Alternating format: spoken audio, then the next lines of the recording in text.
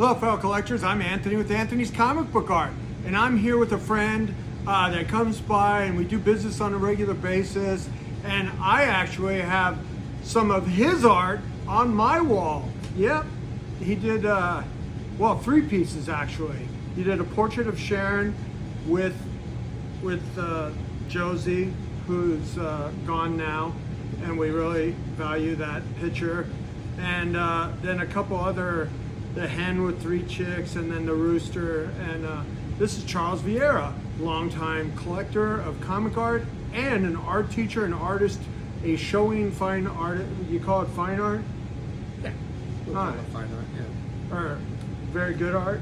Very good art. Good art? Very good fine art. No great art? Very good, high-grade fine art. All right, so tell us a little bit about your origin of collecting comic art. It was about 25 years ago now, maybe 30. I used to have... Shouldn't it be longer than that? Time goes so fast, you know, it probably is. I think the first show they did, there was that show that... Those Greenberg shows, probably? Yeah, that canceled, and then they did last-minute cancellation, and they went up to the church. Mm-hmm. Remember that? You were, of course, I was set up there. 57th Street. I went to one Greenberg show, and then he went under, and then we started doing the ones on 57th Street. How long ago was that? Was that 30 years ago? Yeah. I remember one Yeah, time. it was 30 years ago, because I think it was it 94 or 95? That's One of those. 94, 95, that would be. Yeah, so that was 30 years ago. So it's been that long. It's been that long, and I think the first page that I bought was a Kirby Thor page where somebody had a stack of them, and I think it was that first church show, and I took one of the lesser expensive ones, and then when I got it home, I realized that it was a beautiful page, as all Kirby pages are, but it didn't have Thor facing the front. It was the back of Thor, it was the side of Thor, it was Thor having bricks thrown on him by, I think it was Super Skrull. So, but it was still a beautiful page, and I kept it for a long time. And I think I probably ended up trading it off to you or somebody like that, because Anthony... There's nobody like that. There's just Anthony. There is, yeah. Right? There is, the one and only. All right, so you went to art school, and you trained as a painter? Yeah, I went to a small art school up in New England, and then I came down to New York to go to Brooklyn College graduate school. Oh, cool. And then after that, I lived in Manhattan for a few years and showed around New York.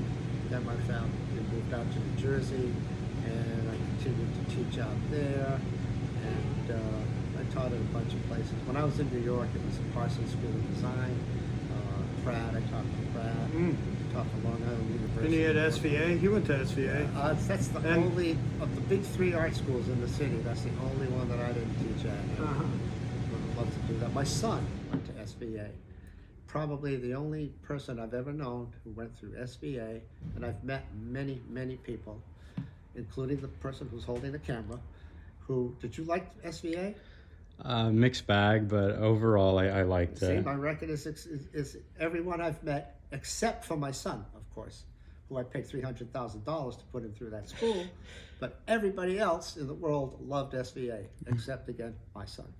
But well, that's a short end of the stick at 300 grand. I can relate to this because my kid Jameson got into SVA, and yeah, and but it was the year of the lockdown, so the base was not cheap. And they're like, oh, we're going to do all remote, and we're going to discount it $5,000, which was a very small percentage of the actual tuition. And I'm like, no, dude. And he got into Kubert School, and he ended up going to Kubert School for now 3 years. And he's about ready to finish there. So. And he's happy.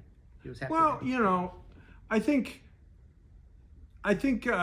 for what he wants to do, I mean, the Kubert School is more appropriate for him because he wants to do his own stories. He's really into D&D and the whole sort of D&D aesthetic, like story aesthetic and like that, storyboards, create your own story thing.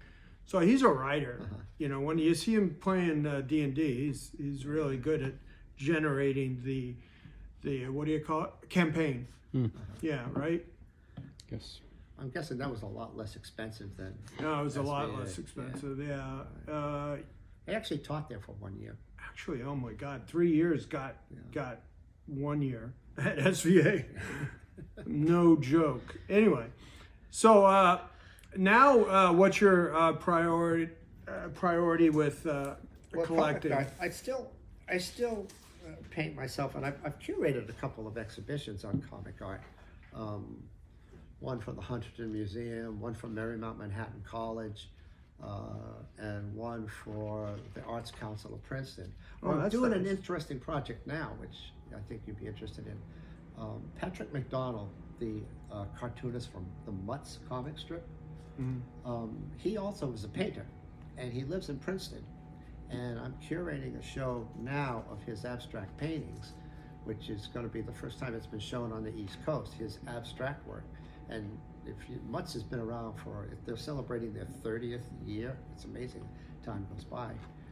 But this is not his Mutts work. This is his large-scale abstract paintings, which have a sort of a cartoon connection. Some of the characters that he pulls out. He just did a book for Marvel too. I might say that he just did a book for Marvel where he drew it in his distinct style, and it's a hardcover, at least the one that I saw. And I'm not even sure what it's called, but it's a wonderful book. It's sort of reminiscent of, because he's a big comic guy too. He collects Kirby also, and it's reminiscent of like a lot of the joy that most of us had reading those early Marvel bullpen books of the mid '60s, and it just and he touches on it beautifully. So that's show them what you came by for today. Yeah, well, today I worked a great deal with Anthony. Aren't they all? Yeah, they are. They are. He's the best to deal with, I have to tell you, and I'm not just saying that because I'm on TV. But I worked out this deal here with this beautiful Buscema page, which I'm very happy with. I think a large-scale Buscema, a full-page Buscema like this, splash page, hard to find. When I look at Buscema, I like his women, has it. I like the way he draws horses, has it. And of course, I'd like to see the hero in there, which in this case is Cole. Sort of a low-budget Conan, but I'll take it. And it's just a beautiful page. And I love the way he positions sort of the macho male character here against the feminine, they're picking the flowers. It's sort of it's a nice juxtaposition of the two. So I'm very happy with that. And included in that deal, I also got this, which is, I like Gene Colan, and a lot of the work I buy, sometimes it's nice if you got the superhero, when I know the collectors all like to have the superhero. Well, that's Black Panther. But, yeah, that's right. But you can get them a little more reasonably, as most collectors know, if you don't have the superhero in there. And he is here, it's Black Panther, he's out of costume. But I thought the artwork itself, a lot of times I'll buy a page. It's great storytelling. Look at those. Look at those. That established push in, medium to close up, and then back out. He really moves your eye across the page. Right. And the characterization too. I mean, she's a woman who's, had a rough life. You can tell by the way she stands. You probably didn't have to go up to the extent of. She looks like a drunken whore. Well, that's what she's supposed to be. She claims he killed her husband, but he doesn't think he did. This pose right here, I think, is terrific. She's kind of half hanging onto the table, so she doesn't fall over. But you can tell she was pretty once. It's classic stuff, and I think he drew it beautifully. I think he pasted it beautifully. It's just a beautiful page. I'm happy to have it, and I actually have another page from that whole series that he did, the Black Panther series for Marvel Adventures or something. What's it called? It's called Marvel something. I'm not sure. This is Marvel Marvel feature? Comics Presents, I think. Marvel Presents. Yeah, Yeah. the Panther's Quest was Yeah. the storyline, and it was written by Don McGregor, I believe.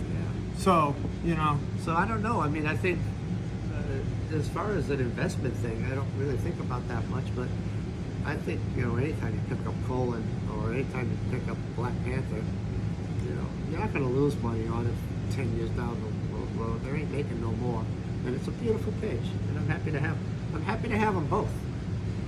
So Yay. I'm happy. Well, I'm happy you came by, Charles. Thanks so much for the business. I always appreciate you and doing the business that we do. So I'm Anthony with Anthony's Comic Book Art with my friend and artist and collector, Charles Viera. Look for him on the internet. He's got his own Viera.com, right? CharlesDavidViera.com. And I have 3 of his paintings hanging on my wall. See you in the chat.